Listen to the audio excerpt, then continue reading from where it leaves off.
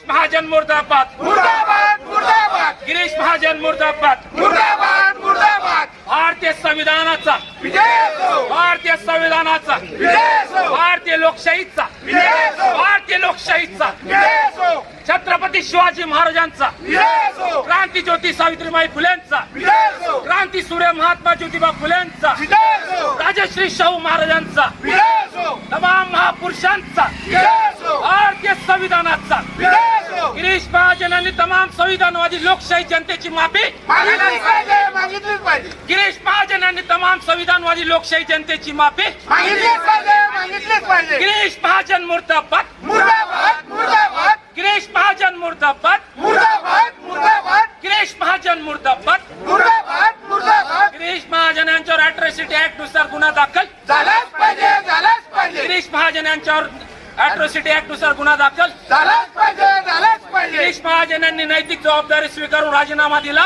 पाहिजे गिरीश महाजन यांचा राजीनामा घेतलाच पाहिजे घेतलाच पाहिजे घेतलाच पाहिजे गिरीश महाजन यांचा राजीनामा घेतलाच पाहिजे काल 26 जानेवारी 2026 रोजी आपण सर्वांनी प्रजासत्ताक दिन साजरा केला। संपूर्ण देशभरामध्ये प्रजासत्ताक दिन उत्साहात साजरा झाला। आमच्या भगिनी माधवी जाधव या नाशिक या ठिकाणी वन विभागात कार्यरत आहेत। त्यांनी त्या ठिकाणी गिरीश महाजन यांनी महामानव डॉक्टर बाबासाहेब आंबेडकरांचं नाव घेतलं नाही म्हणून त्या ठिकाणी आक्षेप घेतला आणि त्या ठिकाणी त्यांना जाब विचारला, परंतु त्यांनी त्या बाबतीत कुठलीही प्रतिक्रिया गिरीश महाजन यांनी दिली नाही।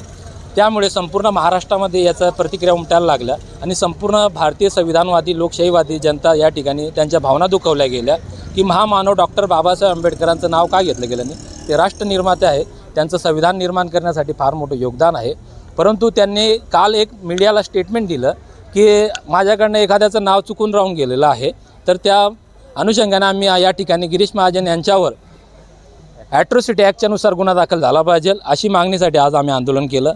त्यांनी त्यांच्या संविधानिक पदावर आहेत, त्या पदाची त्यांनी गरिमा राखणं अपेक्षित होतं, परंतु त्यांना त्यांच्या पदाची कुठलीही गरिमा नाही। त्यांनी त्यांचा नैतिक म्हणजे त्या ठिकाणी मुख्यमंत्र्यांनी फडणवीस साहेबांना आमचं सांगणं राहील की त्यांनी त्यांना पदावरून कार्यमुक्त करावं, त्यांनी राजीनामा द्यावा आणि त्या ठिकाणी गिरीश महाजन जर जळगावमध्ये आले तर त्यांनी संपूर्ण भारतीय संविधानवादी लोकशाहीवादी जनतेची जर माफी मागितली नाही, त्यांनी बाबासाहेब आंबेडकरांचं नाव घेण्याबाबतीची टाळाटाळ केलेली आहे। त्याचं उदाहरण म्हणजे 16 मार्च 2023ला ज्यावेळेस सिव्हिल हॉस्पिटलजवळ बाबासाहेब आंबेडकरांचा पुतळा उठवण्यात आला, त्यावेळेस देखील गिरीश महाजन यांनी त्या ठिकाणी बाबासाहेब आंबेडकरांच्या पुतळ्या ठिकाणी भेट दिली नाही। जामनेर या ठिकाणी ते म्हणतात की मी अनेक ठिकाणी बाबासाहेब आंबेडकरांच्या जयंतीमध्ये नाचतो, त्या ठिकाणी नीळ अंगावर घेतो, मी अनेकांना बाबासाहेब आंबेडकरांची माझे प्रेम आहे असं ते खोटं नाटं सांगत असतात। परंतु त्यांनी ज्या ठिकाणी बाबासाहेब आंबेडकरांचा पुतळा बसवलेला आहे, त्या पुतळ्याला जो रंग दिलेला होता तो निकृष्ट दर्जाचा आहे।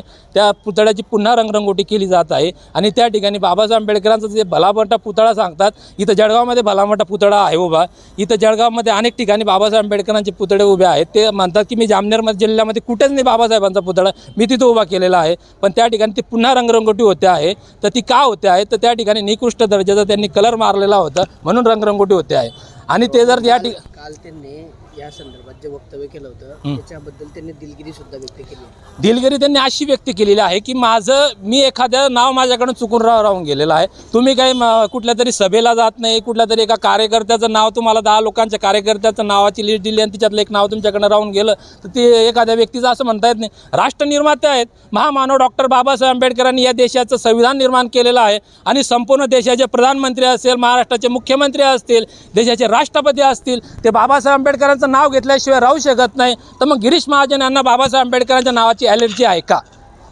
आमचा असा सरळ प्रश्न आहे। जर ते नुसती दिलगिरी व्यक्त करून चालणार नाही तर त्यांनी तमाम संविधानवादी लोकशाही जनतेची माफी मागितली पाहिजे।